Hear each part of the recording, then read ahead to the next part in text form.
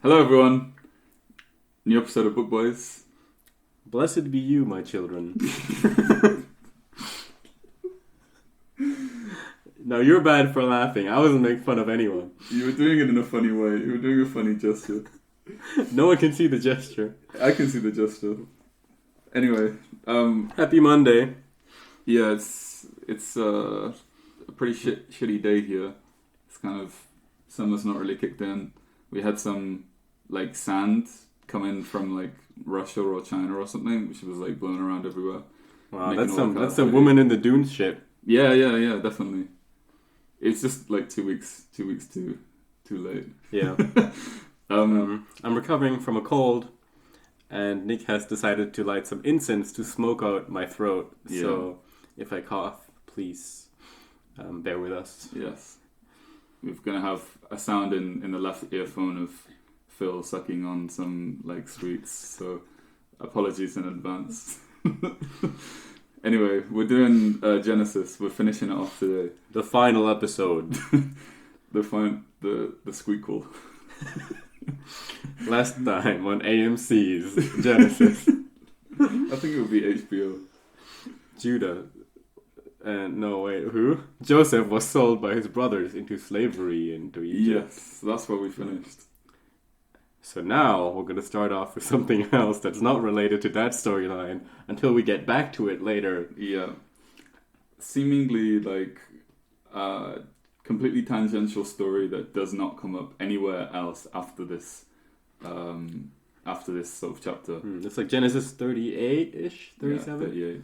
And then we return to Joseph's story and the whole family story thing. The Egypt arc. So, yeah, what we have chapter 38. So, like, how would you summarize chapter 38? We've got a couple characters, right? With Judah. Right, so who's Judah? I can't remember. I appreciate your honesty. Judah's one of the brothers of Joseph, yeah, he's a son of Jacob. Yeah. And Judah has a son, or three sons actually. One of the firstborn being and Onan, and then there's Shelah. Yes. Now, dies. But had a wife called Tamar. Now, Tamar, doesn't have children with so this is like a problem back then, because you gotta have the firstborn needs to continue the bloodline and so on. Yeah. So, the father here, Judah, comes up with a great plan, which is... Oh, by the way, we should mention that was slain by God. Yeah, I was just going to jump in there. He didn't die. He didn't die. He was murdered. Well, he was murked. He died a natural death. Right, okay, sure, yeah. By the hand of God. Why was he slain? That's an interesting way of putting it, right? Like, it says in my book, the Lord put him to death, and you could interpret that as like a quote unquote like natural death. True, yeah. Or because it's it's part of God's plan thing. Yeah, it just could be like, what should happen? Some people die early. Yeah. Or it could be like he was. Yeah, like. But he's punished for something, isn't he? I guess. What is that? I don't know. Ask ChatGPT. We forgot to mention our guest. Our guest, ChatGPT. Wait. We have ChatGPT with us today, just to provide some support. So, I'm gonna look this up live on the show. Whoa, was this Joe Rogan? Whoa. Pull it up, Jamie. So, the Bible does not provide explicit details about why the firstborn son of Judah died in the book of Genesis. However, based on the information given in Genesis 38, 6-10, it is mentioned that was wicked in the sight of the Lord, and as a result, the Lord put him to death. Right, yeah. It does literally say that right here in my copy. Whatever that... Yeah, so he was punished, right? Right, so what do we make of this, like... Some evil people die early, or is this like a natural interpretation that we have here, or do we think that literally God came down and was like, not you? Well, it's a good point, because like this whole what's worth mentioning from the beginning of this whole like final final section of Genesis is that like the whole God's influence is I think it's much more discreet. It's kind of it's almost has a more like naturalistic like manifestation. Yeah, I think ever since that episode of Jacob Israel, I guess, wrestling with God, we've had more of a human focus. Although no, God is pretty active with Joseph.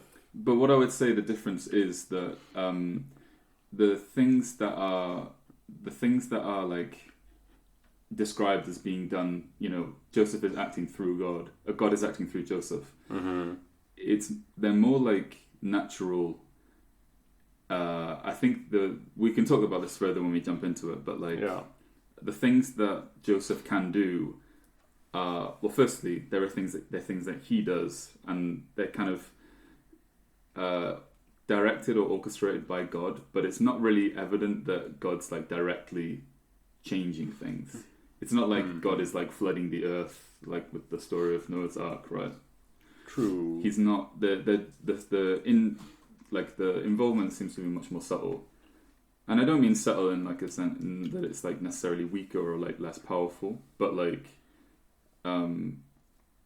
it's not like he's not like destroying Sodom and Gomorrah. He's not like doing anything really like super explicit like that. And I was thinking a lot of this could be like our conception of like luck.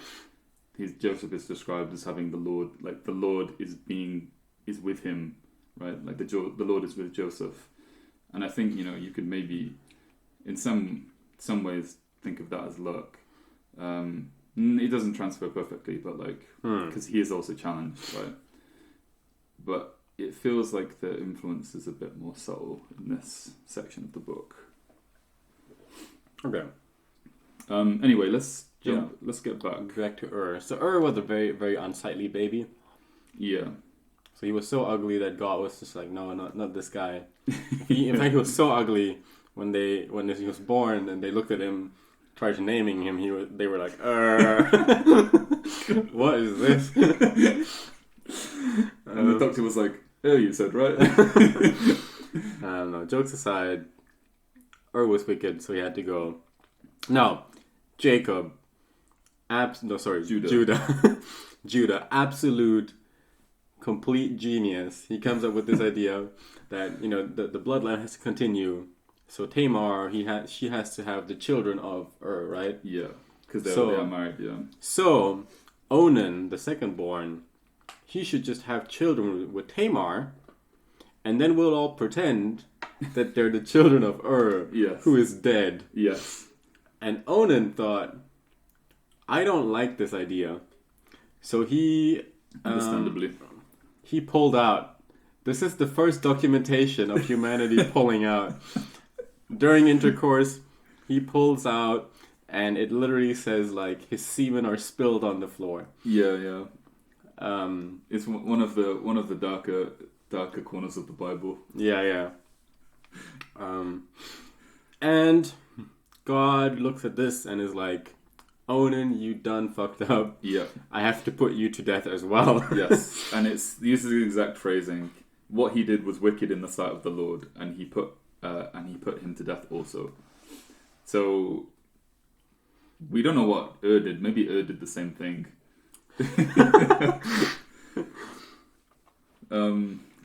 And then what happens? What happens after that? Well, before we go to that, there is some room for interpretation here. Why was pulling out wicked? Now, I think one interpretation could be that this whole idea of continuing the bloodline, having the firstborn, that's tradition, right? Okay. That's tradition. That's like the respecting the customs of your ancestors. Onan did not respect the customs. Onan broke tradition. He put himself before the group. That could be his crime. Yeah.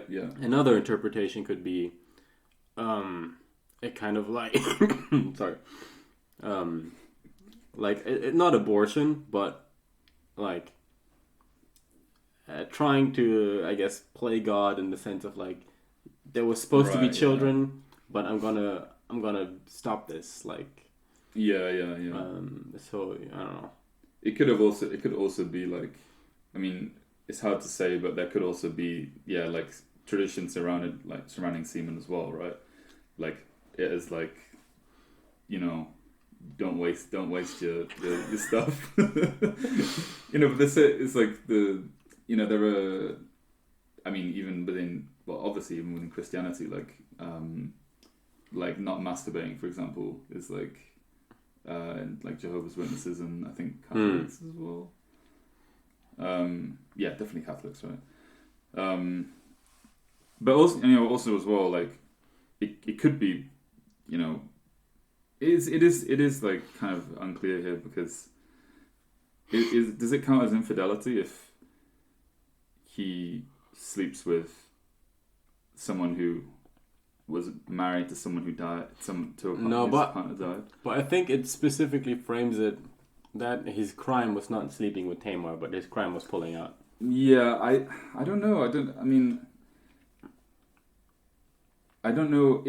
It seems like the clearest interpretation, but it could also be the fact that like they tried to do this, like they tried to manipulate tradition, if you know what I mean. So like being dishonestly trying to pretend, like you said, like this, he was like the firstborn. The children born from that would be from Okay, interesting. Yeah. But it's not clear why Ur's wife. I don't think. Oh, it's Tamar. Yeah, of course. It's not clear why Tamar wasn't also killed for that. You would assume that like she would be just as like punishable, and even Judah as well, maybe, right? I think it frames it though in the way. If that's the interpretation, then yeah. There's definitely holes in that interpretation there.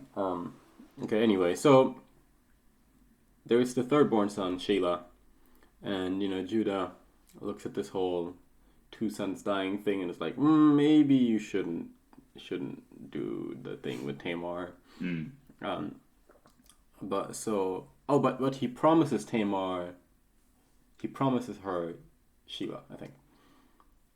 Judah promises. Yeah, he's like, I'll give him to you.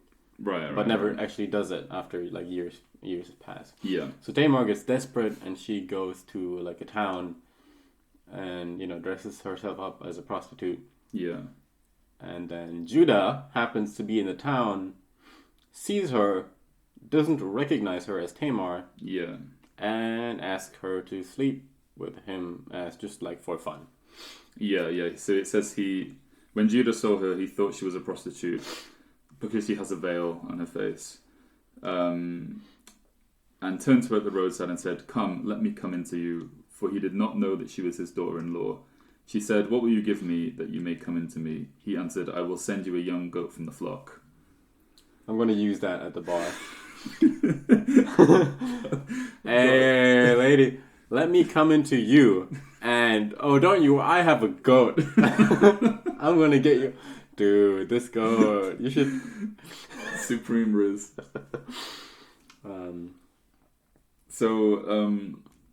As a pledge, so she agrees, and then as a pledge, she asks for his signet ring, his cord, and his staff, and so he gives those to her, and then they sleep together. Okay, some time passes. Judah, back in his home, hears that Tamar done a bad thing. He hears she prostituted herself. His first reaction is, burn her. Quote, burn her. And then it turns out... I love that, like, what is that logic? It's like, I'll sleep with a prostitute, but if my daughter-in-law's a prostitute, we need to fucking burn her. Yeah. And then she's like, "Oh, but look, what is this? I have your things. This proves that you actually slept with me." Yeah. And then he's like, "Oh shit. Well, this I done goofed up now. This one's on me." And so he didn't burn her. Yes. Yeah, she got herself out of that. She had the Uno reverse. And she had twins with her father-in-law. called Perez and Zera. So, yeah, what do we make of this? This is really confusing. This is a weird little dead end arc here because I think Perez gets like he's the first. He's like his hand comes out of the woman. The womb. I'm trying to avoid profanity here, and they bind like a red thread on him as you do. That's like the tradition to mark the firstborn when there's twins. They also did this with with Esau and Jacob, I think. Yeah, but then he gets like retracted into her. So the hand comes out. This is what happened. The hand comes out. They put like a scarlet thread around it, and they're like, this one came out first, and then the hand goes back in. And then his brother comes out instead. So there's like this weird... It's like... Yeah, this weird little detail. There's like, this is the one, but then he goes back. And then the brother comes out, who's called Perez. And then Perez, the other one calls out with the string, called Zera. This could also be some supreme sleight of hand magic act. What if you think there's just one baby and there's actually twins? You're like, the baby's head comes out, you put a little like top hat on it, and then you just assume it was like inside the womb, right? I don't know if it'd be that. Okay. Anyway, they get born, and then this story just ends. Yeah. There is no more. There's unless it comes up somewhere else in the Bible, it never comes up in the rest of Genesis. Yeah. Well, why is that in there? What do we make of that? I don't know. I think the story. I wanted to talk about like Tamar's like intentions, because that like the whole story is kind of confusing. Like we assume that she's aware that who Judah is when she agrees to like prostitute herself to him. But like why would she do that? Because she obviously she wasn't working as a prostitute, right? She was just she was walking down the street, and then they all say. was walking down the street, and she put a veil up, and then I was just clubbing with my girlfriends. Shut up. Judah sees her, thinks that she's a prostitute, and then like solicits sex from her, right? Yeah. Why did she agree? Right? Is it because she wanted children? I think so. I think that's the point. Maybe. And he didn't give her his next son, right? Yeah. Which he promised her. Now, not to beat this whole fucking... But it's also not clear why Judah didn't give her the next son. I think he just wanted to avoid another son dying. Because already, there were already maybe, two, incidents. Yeah. That would be... Yeah. It's like, I really want to give you my son, but, like, what if he pulls out?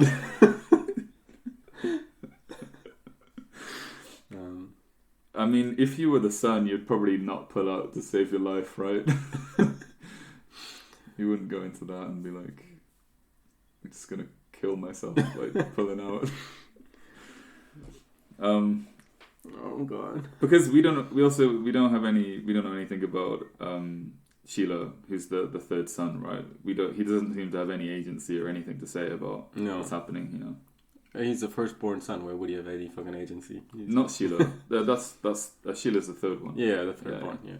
I thought you said first. No, like. Yeah. Yeah. Yeah. It is. It is very. I guess kind of funny, the switch up where it's like, bring her out and let her be burned. And then he's like, "Oh no, let's not do that." Yeah, what's up with that? I don't know. Is the idea that? I get. What is the rule? I don't know the social fucking rules at this point in time. You know. Yeah, I guess because apparently him, like, paying for sex is fine. but not for her apparently. So, I mean, is it a surprise? I mean, that like women are treated like shit? Yeah, I have to say, like, all these female characters don't like provide super like, role models that you wanna. No, I guess. Like, oh, I want to be like her in the Bible. But even the dudes, they're all kind of, I don't know. All these patriarchs, they're not super like. They're on the side of God, so they always luck out in the end. But there's few like, apart from Noah. Yeah. Noah was like the only guy who was like a good guy. Yeah, he was pretty legit. All the other dudes are like kind of sketchy. I mean, even we'll talk about Joseph. Like Joseph is strange, I think, because he seems to kind of have some sort of moral authority, but he also does very, very, very questionable things. There's some character growth with Joseph. He gets better with age. That's a fair point. Yeah. Anyway, I guess we should move on. It's a bit of a question mark on that one, to be honest. So that storyline ends. Now we're back to Joseph. Yes. So, just a quick reminder. Joseph was sold into slavery by his brothers. His father, Jacob, is like beside himself that his like favorite son had died.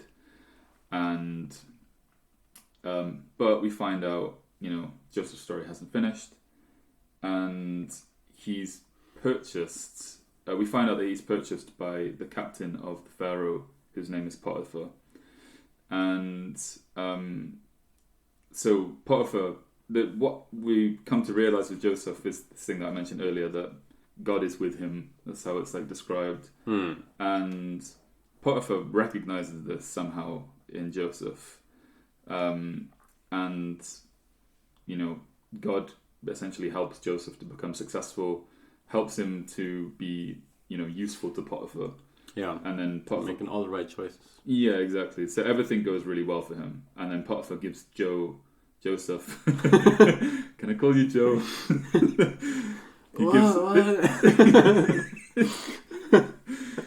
Potiphar gives Joe command of his home. He's like the kind of master of the house sort of thing. But he's a slave of Potiphar. Technically a slave, but he's like entrusted with everything, basically. Yeah. I guess servant would be. You're still a slave, but it's like the classy slave. Now, enter another female character who is not portrayed in a great way. Yeah, it's not a good one. So Potiphar's wife, she's like, oh, now this guy. He gives off like higher status of vibes than my man. Yeah. So I'm gonna try to mate with him. Yeah. And Joseph is like, no, Potiphar trusts me. I would never do such a thing. Also, you're ugly, but I'm not gonna say that. Does he say that? No, he doesn't. But let's be real, that's the reason. Shut up. She like behind the curtain, like, oh, Joseph. And he's like, oh yeah, talk dirty to me. And she like opens the curtain, and he's like, oh, but me and Potiphar are like really good friends. I could never. Oh, you're so hot, but no, my morals. You're really smoking, Mrs. Potiphar.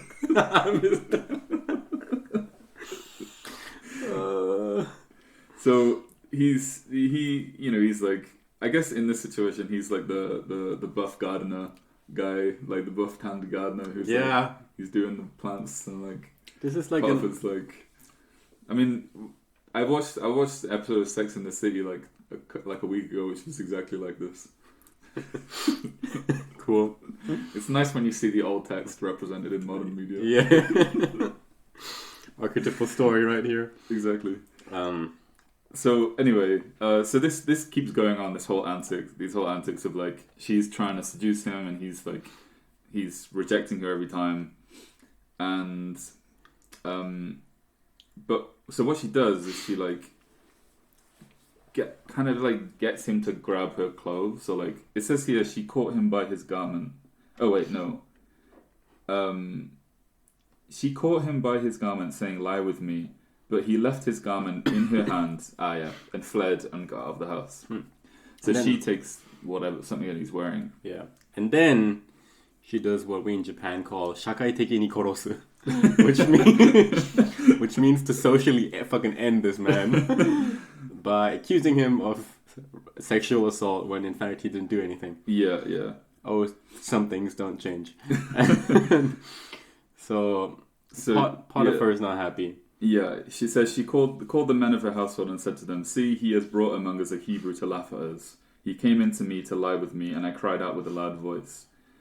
Blah blah blah, and so yeah. Obviously, Joseph's in no position to defend himself because he's like a servant, and Potiphar's like immediately enraged and then has Joseph imprisoned. I think there's also a super common story arc where you have some very high class woman who gets rejected, and then she's like, "Well, if you reject me, then I'm going to end you." Yeah,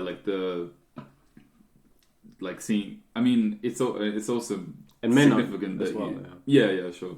But it's significant that he's like a slave as well, or like I think it's the representation of like very high status and very low status, and like right. I just see you as like this worm that I can crush if you get on the wrong right. side. And she like blames it on him being Hebrew at the end. She pulls some anti-Semite shit. But if this is probably not the motivation here, this is just the excuse, right? Yeah. Yeah, for sure. And I think like this is also a common thing. I can't point to any specific story, but I think there are like a lot of this is like a trope of like a spoiled prince, like royal dude who gets rejected by some pretty woman with lower status. Yeah. And then he's like, "Oh, I'm gonna kill her." Like, and like the court jester thing as well. You could probably, maybe there's something there as well. Like, what is there's like some really corny saying, which is like something about like the phrase that kills the jester or something. But like the jester is supposed to be able to say like whatever he wants and like has that special privilege that no one else has to like say whatever they want about the king. But then if he does too much, then the king will kill him, right? If the jester won't suck mine cock, he shall be tied to the flock. Is that the one? No. No. That's just that's from my Catholic songbook. Okay. No. Local church. Let's move on. I'm sorry. So, I'm sorry. Bring out the podium. Bring out. I've disgraced myself. I've disgraced the company. We need to burn him. So anyway, Joseph gets imprisoned, and but the same as before, the Lord is with Joe. So he's made, he has quickly becomes in good favor with the guards, and they make him like some high-ranking person within the prison. High-ranking prisoner. High-ranking prisoner. It's like in Prison Break how John Abruzzi runs PI. This means nothing to most of you. It means nothing to me either, but I'm just gonna laugh. You always got that fucking one Italian mob guy in prison who like runs the like prison industry where they build shit. Right, yeah. He's like kind of in charge. Yeah. Even the guards kind of scared of him. Yeah. So, what happens next? We meet two new characters, right? Two new characters. 2 guys, 1 cupbearer. Yeah. Did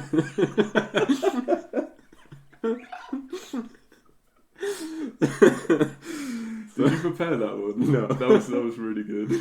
So there's 2 new dudes. One is the cupbearer of the pharaoh. Yeah.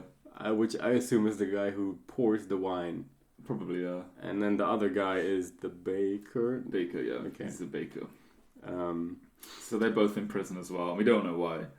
I'd love to have like a HBO origin story about those guys. A spin-off series. Yeah. But anyway, they both have dreams. They both on one night dreamed two different dreams. And as we know from the wheat bushels last time, Joseph has this thing with dreams. Yeah. So Joseph, he can interpret dreams. And I will just read the two interpretations, and then we can talk about what happens. So, yeah, they both have dreams. They're both very troubled, and Joseph comes to them and asks them, like, why are you looking so bad today? So the chief cupbearer tells his dream to tell. I don't know why cupbearer is so funny. So the chief cupbearer says, "In my dream there was a vine before me, and on the vine there were 3 branches. As soon as it budded, its blossoms shot forth, and the clusters ripened into grapes.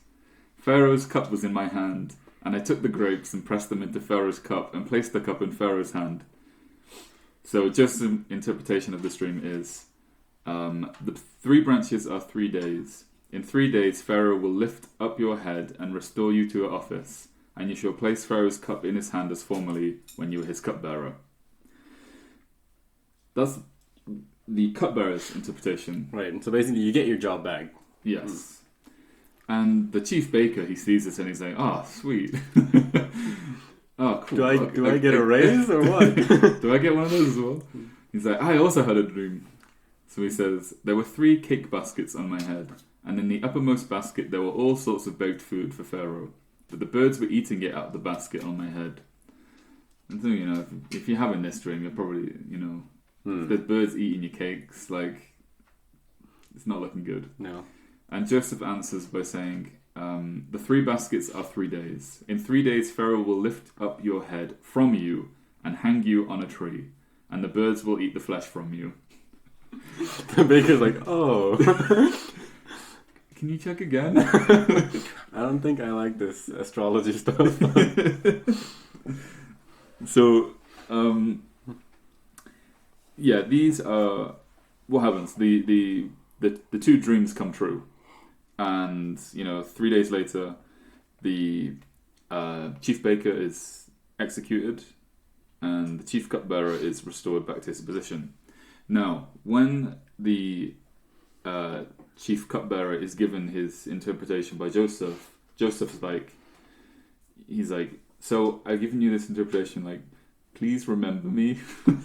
Please, tell the Pharaoh that I'm not actually a good guy. And the cupbearer just completely forgets about it. He's just like, "Oh yes, I'm out." Does not look back. Do you think if we get our modern Japanese studies degree, we can apply for a position as cupbearer? For who? I don't know. Do we have to? Are we qualified? I feel like I can do that. Bear the cup. Bear the cup. Yeah, I don't know. Might have to go to job opportunity right now. I think you need a few years experience first.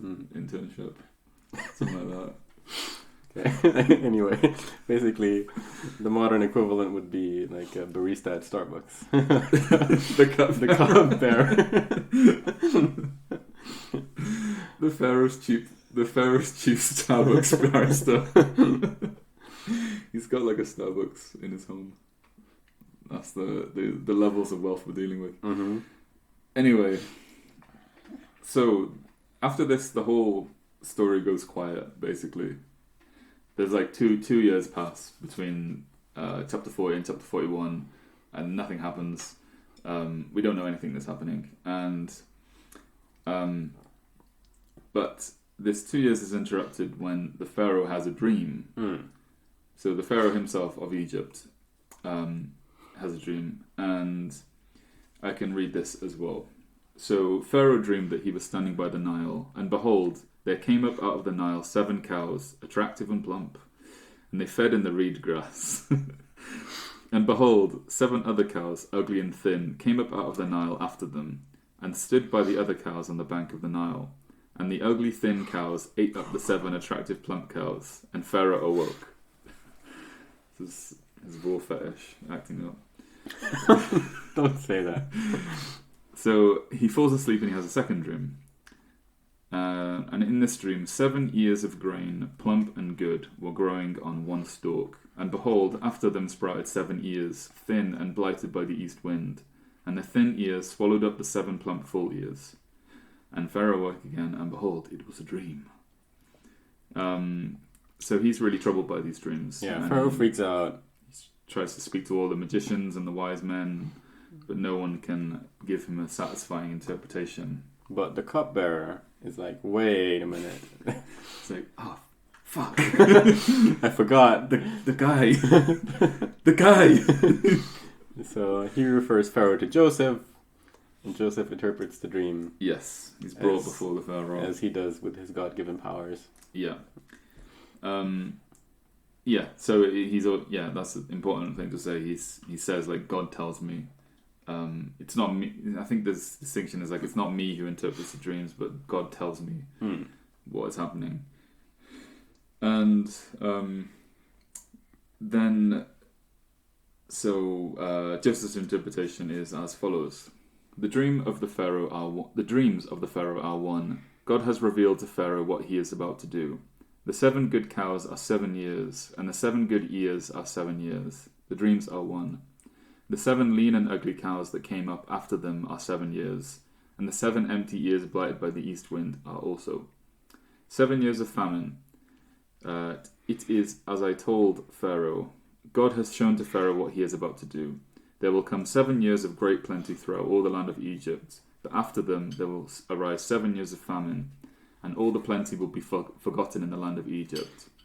The famine will consume the land, and the plenty will be unknown in the land by reason of the famine that will follow, for it will be very severe. And the doubling of Pharaoh's dreams means that the thing is fixed by God, and God will shortly bring it about. And then from then on, he's like, Pharaoh, you must choose a wise man who can lead and take care of all this stuff. Which of course is going to be Joseph. Yeah, he's like, I know a guy. It's me. This is probably one of the... Well, I mean, there's a lot of influential stuff in Genesis, but this is, one of those classic stories that you somehow know without having read it, right? I wasn't actually familiar with the this. Famine. Well, not the specifics, but like the 7 years of good harvest and 7 years of bad harvest. Again, we have the number 7, which a bunch of times in Genesis appears. Also, worth mentioning 3 as well in the dreams too. Yeah. I think it is, maybe there's something to bear in mind here when we're thinking about this, like the 7 years of prosperity, 7 years of famine. So it's like this perfect up and this perfect down. In a way, it's kind of like the opposite of Noah's Ark or something, where it's like everything's destroyed and then everything comes back. Or not everything comes back, but it's like everything's destroyed and then we start from zero. There's this like, the water rises up as equally as it empties, right? And in the same way, 7 years of prosperity are equally as long as 7 years of famine. So it's not, even though it's, so quote fixed by God, it's not clear whether this was like an intentional like purging or anything, but it's definitely something similar there. I think one thing that we could note here is last time we talked about the notion of sacrifice, and this was introduced mainly with Abram and Isaac. But the idea of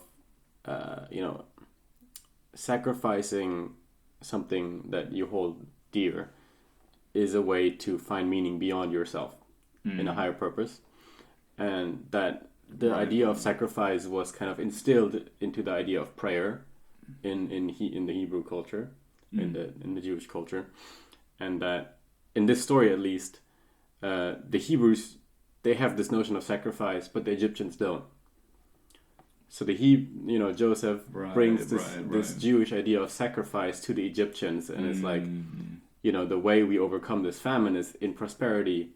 We have to sacrifice the now for the later. Yeah. We have to save up our grain for bad times, and then during the 7 years of starvation, the reasons why they can survive is because they sacrificed, part of their grains. That's a really good point. Yeah. It's easy to forget like what the significance is of like Egypt here, but yeah, he's not from here, and yeah, he carries this Jewish culture. Because it's not like he says this is what your dream means, and then Pharaoh is like, oh, so we need to save up the grain. Like no, even Joseph has to even point out that, and he's like, right. So what you should do is you should save up the grain, right? Yeah, good point. For some reason, he has that insight from God. This notion of sacrifice, which others don't. Yeah. Nice. Which is, I mean, this is like the first real part where we can also talk about economics, I guess, in Genesis. But I think, is it Adam Smith? I think one of the classical economists, might have been Ricardo, said that, the defining traits of human beings is that they're able to sacrifice the now for the later. Right. Which, most animals, if you like, which is actually not true, like many animals, they do hoard like food. Yeah. But the idea of delaying gratification, which is a spiritual idea as well, and here gets like a very direct interpretation. For sure. Economics. Yeah. Cool. I feel like I had something to say about that, but I've forgotten. Was that about the plump cows? The attractive plump cows. Not the ugly skinny cows. This is the first trait of furry fanfiction. Oh no.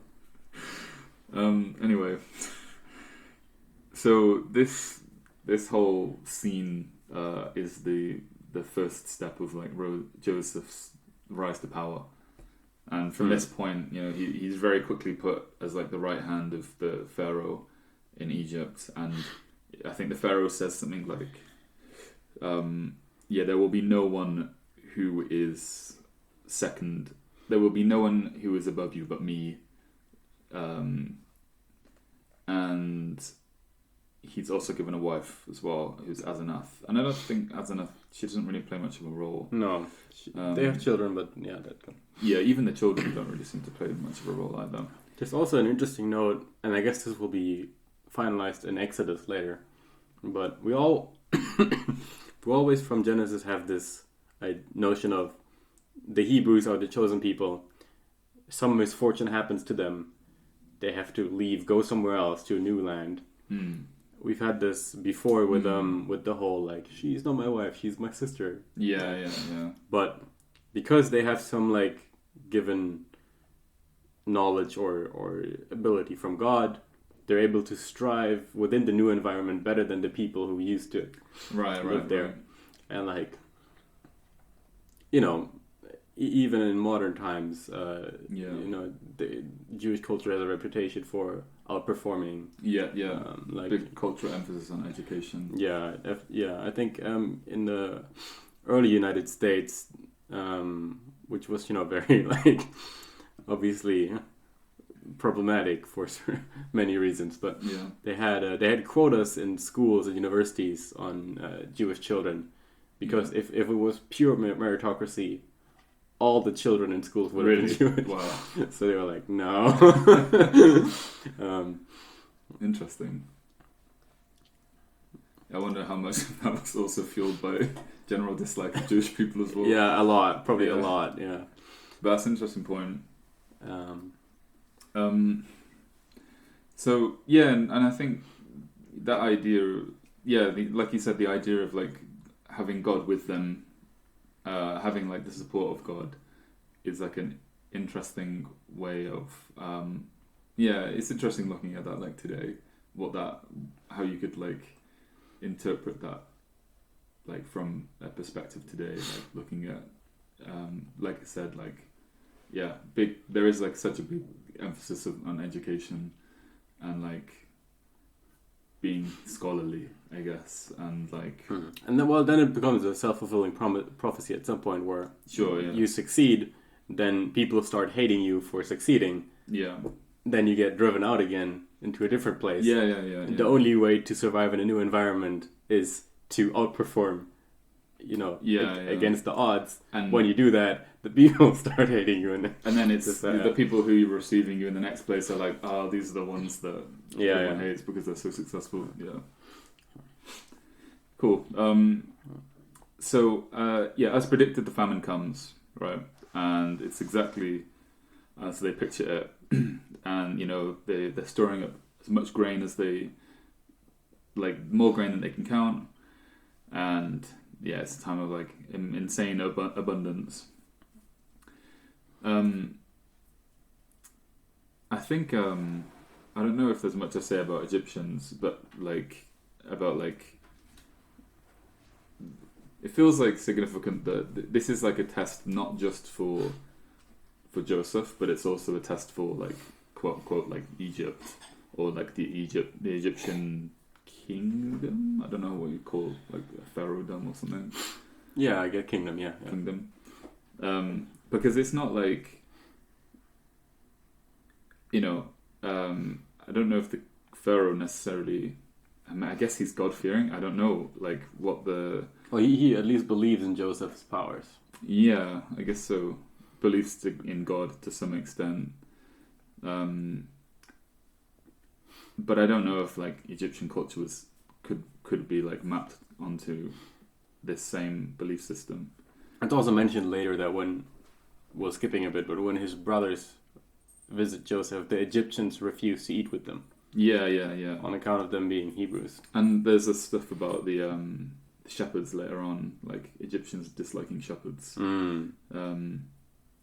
Yeah, and the thing that I was curious about, the thing that is why did they actually decide to listen to Joseph, or why did they decide? Because this seems this is a test from God, right? This situation, it was decided by God. These 7 years of prosperity, 7 years of famine, and it feels almost in a way this was not just a test for Joseph, because Joseph didn't have any real power in the situation, but it was a test for the Pharaoh, a test for the Egyptians. Would they choose to defy and ignore this sign from God and perish, or would they agree to this would they accept this prophecy? And what does that mean? What does it mean when you accept the prophecy? Is that also you agreeing to the existence of this God, and agreeing to the power of this God, Well, they don't convert, so yeah, it's an interesting dynamic. Yeah, it's this weird thing, isn't it? Probably don't want to get circumcised. So anyway, but talking about the Tower of Babel, for example, there's that idea of certain cultures, cultures having this innate kind of incompatibility or something. There's that kind of reading, but here it's kind of this weird collaboration between Egyptians and Hebrews, where there's a respect given towards God and God's prophecy, but there's not necessarily a sacrifice of the Egyptian belief system or whatever, or an adoption of this. True, yeah. We never really talk about the Egyptian belief system in this whole. No. And we should kind of look into that, but anyway, let's move on. So the point is, anyway, Joseph again becomes super influential man in Egypt. Yeah. And when the 7 years of famine strike come in. Yeah. His brothers get sent down from the land of Canaan, whatever. Yeah. So they come to buy the grain. So Joseph they're selling the grain. Egypt is selling the grain to all the people around the world who are coming for him. And Joseph's brothers get sent by Jacob, his father, to go. But this is important to the story. The youngest son, Benjamin, is kept with Jacob. And this is the only son, besides Joseph, that was conceived from the same mother, from the actual wife. Yeah. Whose name I forgot. Yeah, I forgot as well. Rachel? No. Jacob and Rachel, maybe. Anyway, so these are the brothers who sold Joseph into slavery, right? They go and visit Joseph in Egypt, but they don't know it's him. And as predicted in one of Joseph's really early dreams, the brothers bow down to him. We talked about this, I think it was last episode. Yeah. This is one of the reasons that the brothers hated him, because Joseph had this dream where he was like, my brothers are bowing down to me, and his brothers were like, nah, fuck you, we're going to sell you into slavery. Yeah. But this happens. But so Joseph, he pretends that he doesn't know them, and this whole like ruse continues for a long time. And also it makes more sense now with the bushels of wheat. Why were there bushels of wheat in the dream? Yeah. Because he's giving them grain now, Yeah. right? So anyway, they don't recognize him, but he recognizes them. Mm-hmm. So he decides to keep quiet and test them, basically. Yeah. And it's like, It's well, a very long, prolonged test. yeah. He's like, well, I'll give you, he talks with them about their story, and he's like, okay, I'll believe you if you leave. One guy has to stay here. Well, before that, he accuses them of being spies and imprisons them Right. for 3 days. Right. But then, yeah, so they all this time as well, he's like weeping in private because he's like, oh, these are my brothers. Yeah. But he tells them to bring back their brother Benjamin, right? And takes one of the other brothers as like collateral. So they still do the transaction where they sell the grain to him, And he puts back their silver into their bags. yes, which is a test, we assume, right? Or maybe he's just being like generous. I don't know. Maybe. So it's described as like being like the brothers aren't aware of it, but the Joe's servants are ordered to put the money that they used to buy the wheat back into the bags of wheat that they're taking with them. So he returns the money to them, but they aren't aware of it because they're hidden in the bags. And the brothers only discover it when they're on the way home. They're like halfway home, and they think that it's a work of God. I thought this was kind of interesting because it's like Joseph is engineering this whole situation where he's like kind of tricking them into thinking into this sort of like he's kind of gaslighting them in a way.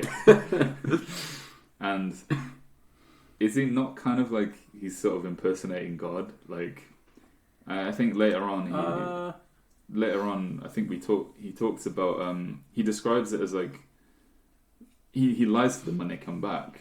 So they come back with Benjamin, and Joseph says like he's like, I don't know anything about the money. Like I received the money from you. True. Like it must have been an act of God. But also, the father's not happy about the whole Benjamin situation. Yes, yeah. He does not want to give little Ben down to Egypt because I already lost my firstborn. Now I'm not going to give you the second one. But they somehow convince him because they're like, well, we made this deal. There's like literally no way we're all going to starve if you don't send Ben down there. And it's one of the brothers. He promises that he can like kill his sons, like some of them, or like him. Like I think it's Reuben that he is like assures his safety. Is one of the brothers. Yeah. But yeah, so Jacob also tells them to take the money back, and double the money for the next amount of grain. So then they arrive in Egypt, and they confess about the money. And yeah, Joseph is like, yes, I received the money, so it's not a big thing. He also invites them to dinner as well, which is kind of weird, right? Because it's like there's no, I don't know. Maybe he entertains guests a lot, but like, if this guy is supplying grain to everyone around the world, like why is he taking the time off for these people? And they're like unsettled by it. They're described as being kind of fearful when this happens because they think they're going to get surrounded and executed or whatever. There's this like what I had from reading this is like he's trying to instill fear into them, almost in the same way as like you try and like that inspire the fear of God kind of thing, like because there's kind of this sort of feeling that something supernatural is happening where the money's coming back, and Joseph doesn't know anything about it. But he's like engineering the situation to make them feel scared. And like they're showing their deference to Joseph. You know, because they know that, or they feel that Joseph has loads of power and can get them killed and stuff. Which he could probably. Oh yeah, no, for sure, without a doubt. But it's really, you know, Joseph wouldn't do that. I don't think. You know, he's always described as he's like burning with compassion for his brothers, and he's like going off to cry like every 5 minutes because he can't like hold it together. And so I don't know. It's kind of like he's sort of punishing them in a way, or like trying to test them. But I don't really know what he's trying to test them for. I guess whether because they betrayed him before. Yeah. So like to see if they learned their lesson, or I don't know. Maybe, yeah. So the next test happens where when they fill the grain sacks up again, he puts one of his silver cups into Benjamin's sack, the youngest brother, and then, you know, when they're going home, he orders his guards to chase them down, and they take him back before Joseph, and he says, "Let the man become a slave who stole the cup." And they find the cup, obviously, in Benjamin's back in sack. And this is obviously a disaster because Reuben assured Benjamin's safety, and Jacob was like, I will literally die if Benjamin doesn't come back. Also, by the way, the lingering incense is killing me. Can I just get some water? Yes. Go on now. I'll just get We should got you a cup of water beforehand. Do you want to grab a glass? I'll be alright. Okay. I'm not naturally adapted to the incense of the Pimlot house. Yeah, it's fair enough. Okay. You just doxed me. What? What? Anyway, so all of the brothers, they offer themselves up as slaves to Joseph, and I don't know if they're saying trying to get Benjamin out, but yeah, I don't know. There's weird stuff happening, and they tell him like, if you take Benjamin, Jacob will die.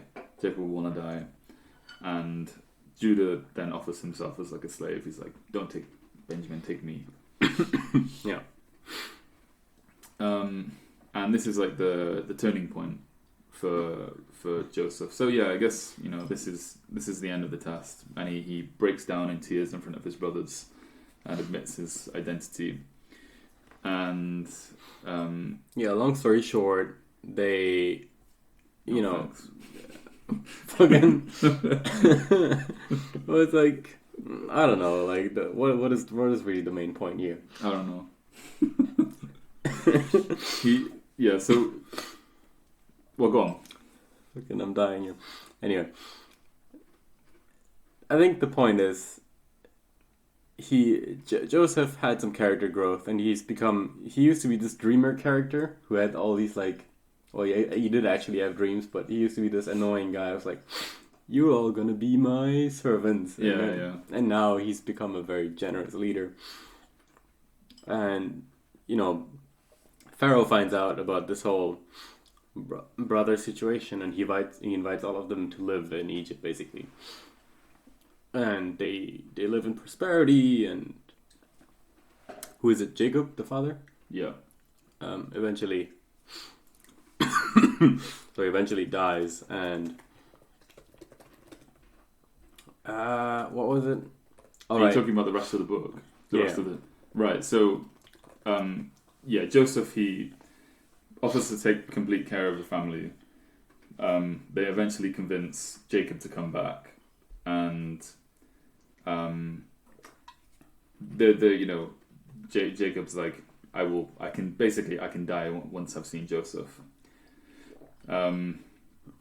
They meet, they all get together, then Jacob has his final words and dies. Jacob is buried in the Hittite grave with. Yeah, that's his big request, right? Yeah. To Joseph. To be buried with his ancestors. Yeah. And then the thing ends with Joseph dying. And Joseph is he's buried in Egypt, I think it says. But he did request to be also buried with the others. I think, yeah, I have it in my notes here, but I swear I read it earlier that he was buried in Egypt. But it makes sense that he would be carried with this. So this is talking about this idea that God gave the Hebrew people the land of Canaan, is it? We had this whole... That you get this land, but then they had to flee to Egypt, right? So there's this idea of, the Jewish people, they're owed this land by God, but something always gets in the way. And that's where Genesis ends, basically. Yeah. There are a couple of things. There's a big ceremony around Jacob's death. He has this really, really long discourse about all his sons, right? Described he's describing all of them, all of the essence of them. Like Reuben is unstable as water. Levi and Simeon, these are the guys who killed all those people in that village. Describes them as wrathful, which is a fair one. And Benjamin. So Joseph is described as a fruitful bough, like a branch of a tree, attacked but not responded. And Benjamin is described as a ravenous wolf. I thought it was kind of weird. It says Benjamin is a ravenous wolf, in the morning devouring the prey, and at evening dividing the spoils. And I don't know, if Levi and Simeon are described as wrathful, I feel like, they do have some real reference to these characters, and they're not just kind of But Benjamin never really did anything.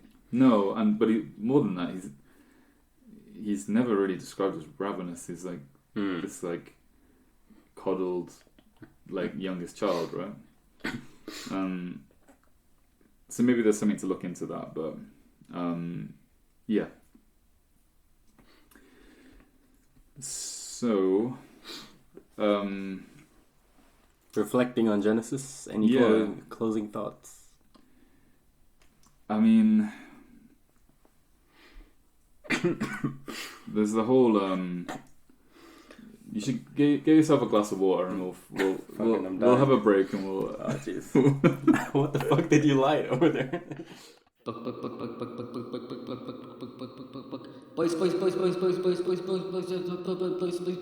Boys. Okay, we're back after Nick's attempt to poison me with his incense. I've had some nice tea to regenerate myself. I was given the antidote. Yes. Little did Philip know that 30 minutes later he would lose all motor functions and wake up in the basement, chained to the wall. We don't have a basement here. The attic. Anyway, so we're coming to the end of this series now. Yeah. So Genesis. So. Point I wanted to raise about Joseph. Final point here. Okay. From you about this arc is, Joseph emphasizes that he forgives his brothers. Not just because he's generous, but because this was all God's will. So that this raises some questions about individual agency and about destiny.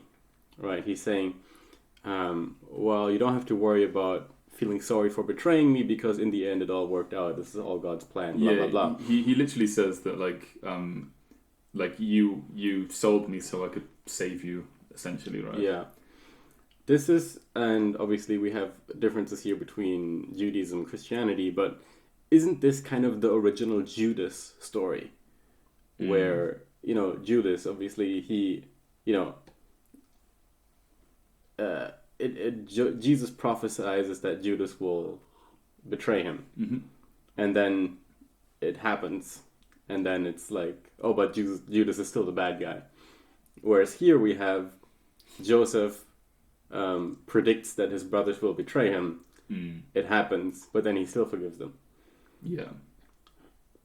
What's different?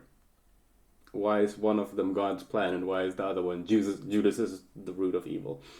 Good point. Right. I don't know. Because I feel like we have the same kind of archetype here. I guess so, yeah.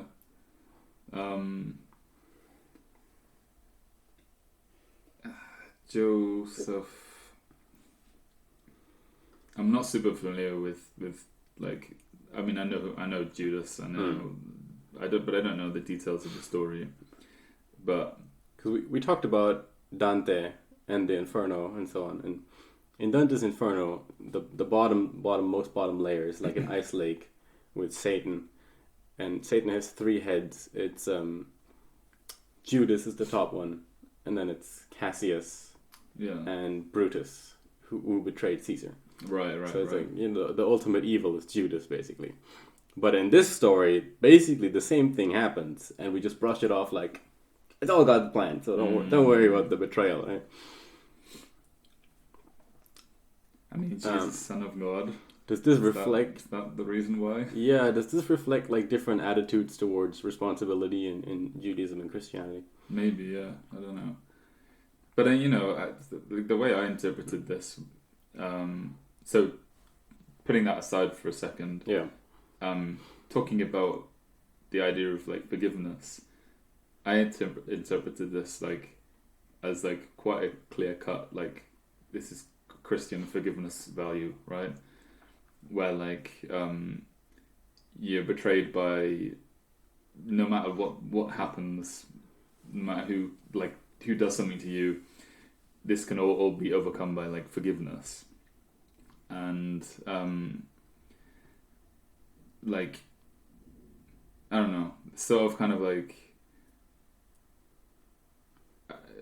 weird like cancelling out of any resentment, any like possible resentment, and replacing it just with like this like really, really, really radical like intense compassion and like good vibes only.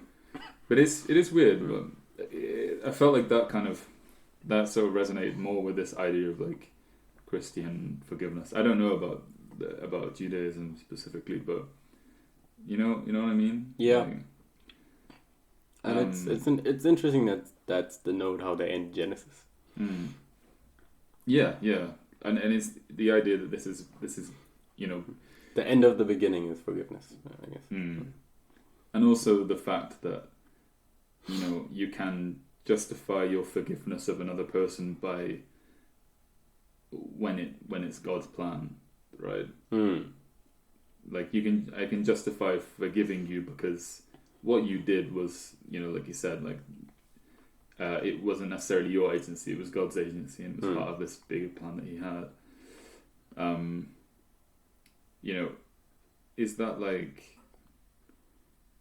How can we apply that? Yeah, denying agency is not really.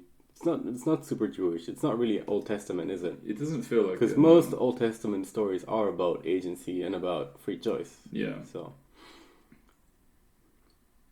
And that I kind of find like in times in my life where I've kind of when I've forgiven people, or when I've even sometimes when I haven't, like the feeling of like relief you get when you decide that you're going to forgive someone, or like when you recognize that as an option, and like it doesn't necessarily solve problems like forgiveness.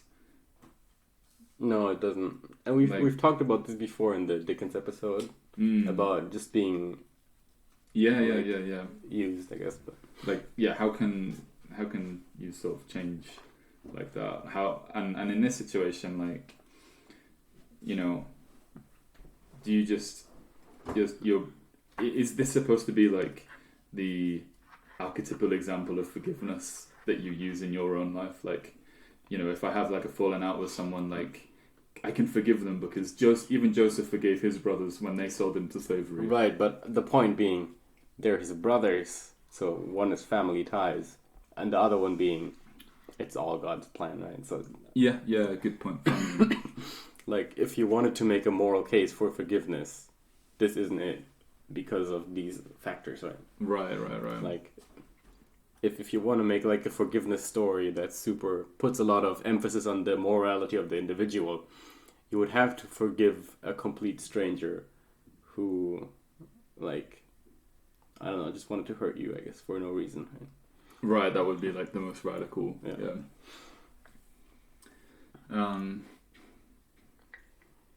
Okay, so on the note of individual agency, kind of tying back to Genesis in the beginning, this is a bigger point I've realized recently that I've run by my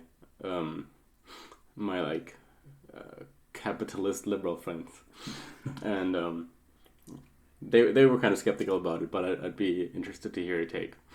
So we often hear in like basically the defense of many Christians of the idea of original sin, of like, why was there a snake in the garden?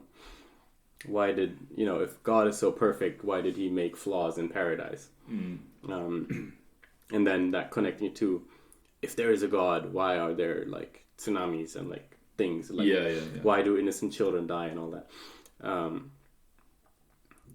The usual defense would be is that there can be no morality if there's no choice to do the wrong thing or the right thing, right? Right. If you are forced to do the right thing, if you have no agency in choosing the right thing, you're not moral. You're not acting moral. Yeah. Right? Now, this connects to political philosophy, and this is a big point in libertarianism, where you would say, there's something called liberal paternalism, which is like liberalism, but the government basically instructs you to be moral. Yeah. Or even things like social welfare and stuff, right? Yeah. Where we say, okay, we have to do these things because they're moral.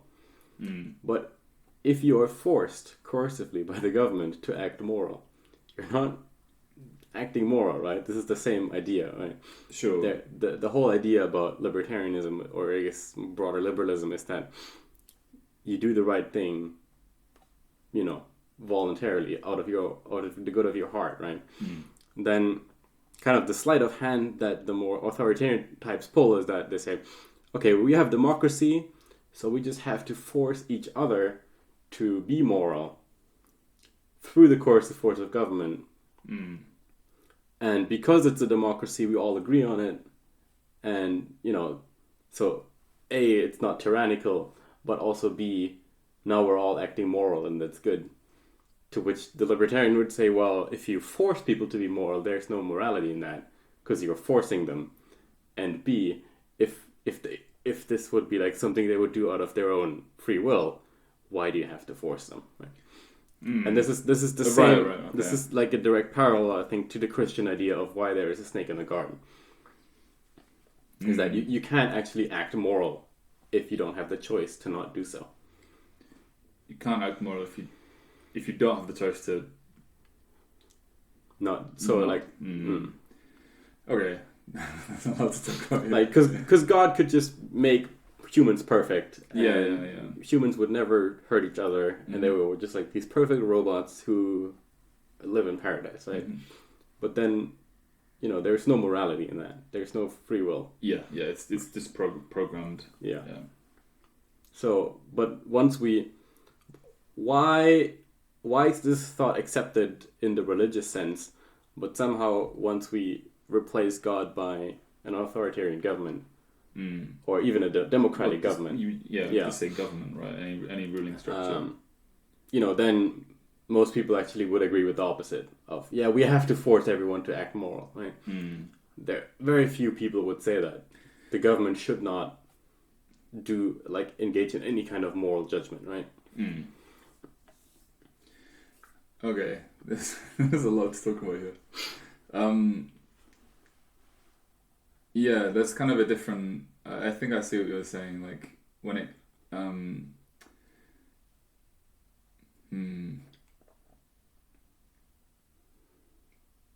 when we talk about like individual morality, like something that comes from like your individual like assessment of what is right and wrong. Mm. We have something, yeah, and I think how do we talk about this? Like the individual morality, I think is interesting because it's like it's individual, Mm-hmm. and you might, and so like I guess one of the things like it like suggests that they're all different, but it's not necessarily the case. Who is they? People? Okay. It suggests that the individual morality of everyone would Right. be different, which is not necessarily the case, right? We can all probably find through any kind of like reasoning that like killing another person is bad, or like raping another person is bad, or stealing from another person is bad, right? We can probably find like through an individual like assessment of like morality, even though we're all different people, we can probably find that we can probably come to those conclusions, but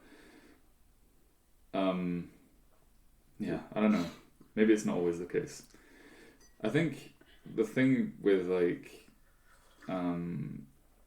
the thing about forcing morality, like I think it's an interesting point you make about like we have like acceptable behavior, or we have laws, for example, and they're actually kind of amoral, like, aren't they? They don't really have like necessarily a moral. You don't like think of yourself as like doing a moral action when you you don't steal from the person that lives next to you or something. Like it's sort of kind of in a way kind of like a given, or at least there are many ways, whether it's like social or like through the legal system and through like education and things like that, the ways that we like, and even our conception of like private property and the they're laws that are enshrined to kind of protect our certain rights, right?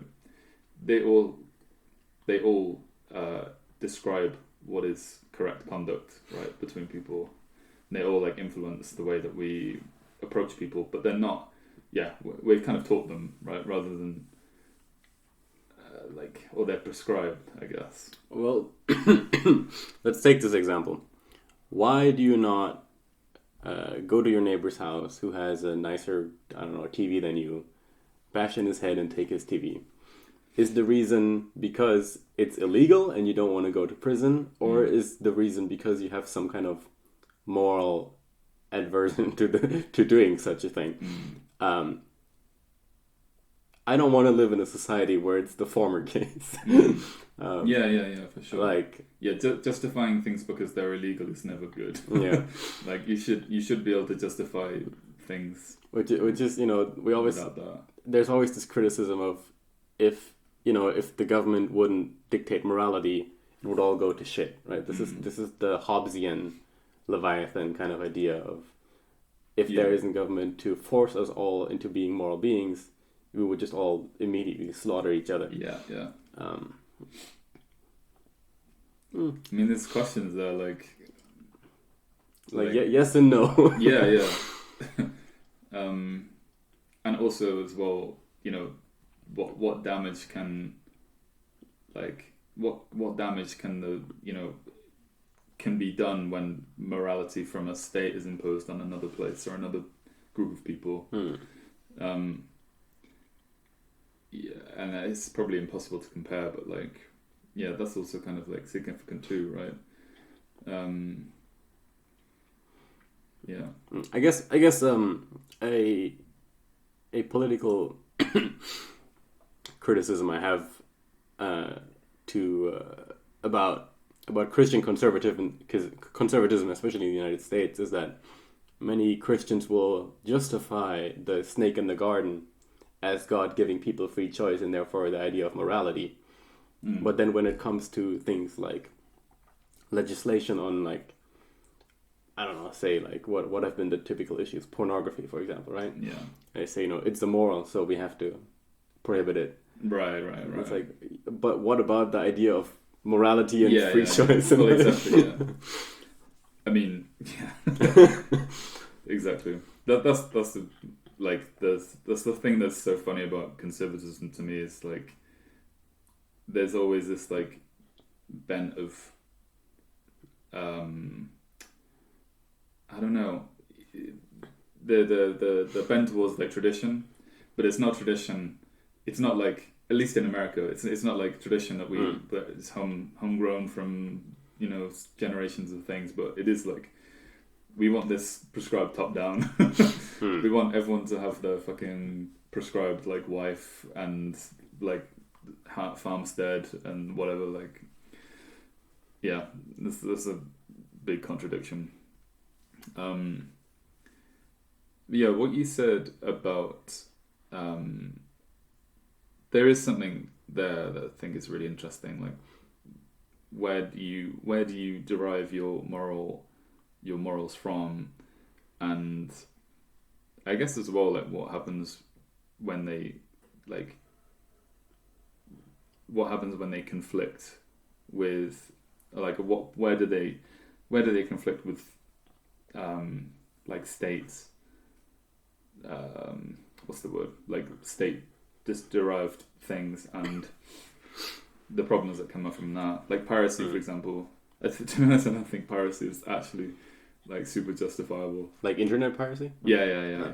I stopped following it because it was so annoying. I occasionally go on Reddit and there's like a piracy subreddit and it's so annoying. It's just like a bunch of people like every post is basically someone will like say some justification for piracy.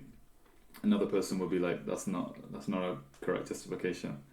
And most of the time, people can't actually justify why like piracy is like actually okay. Which is not to say that you shouldn't do it, but it's like that sort of thing. I don't know, like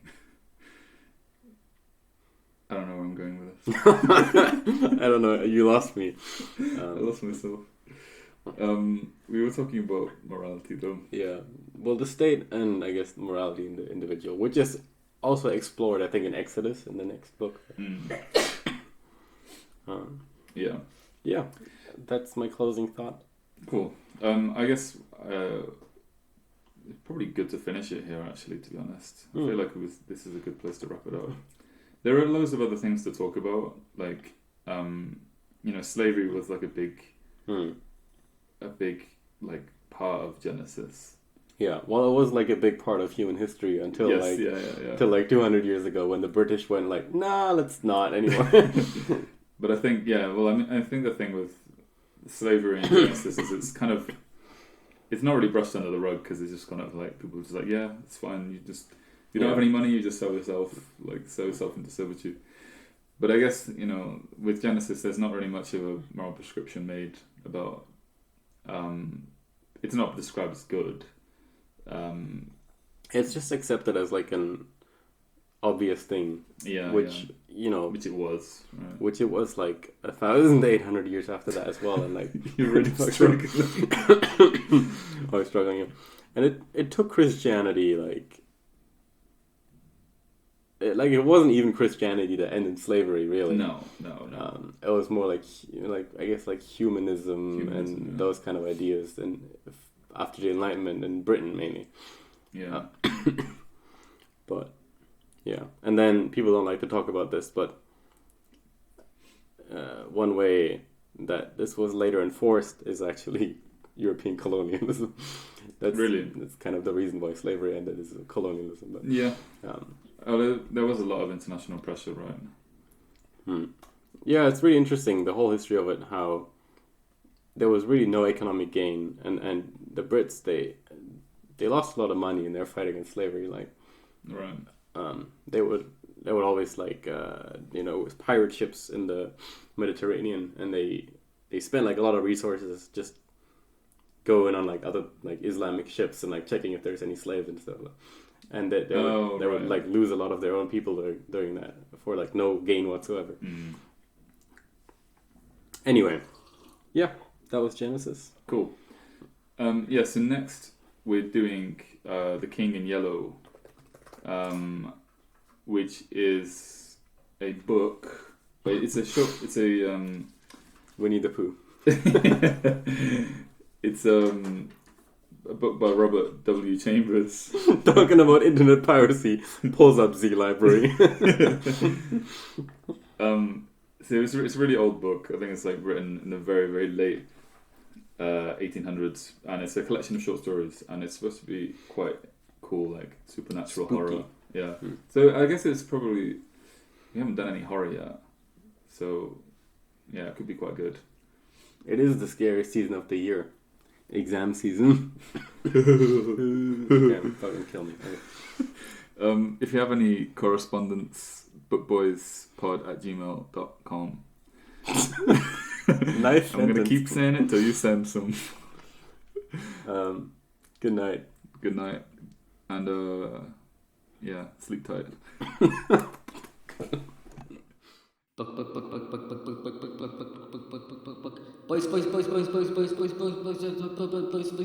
Boys.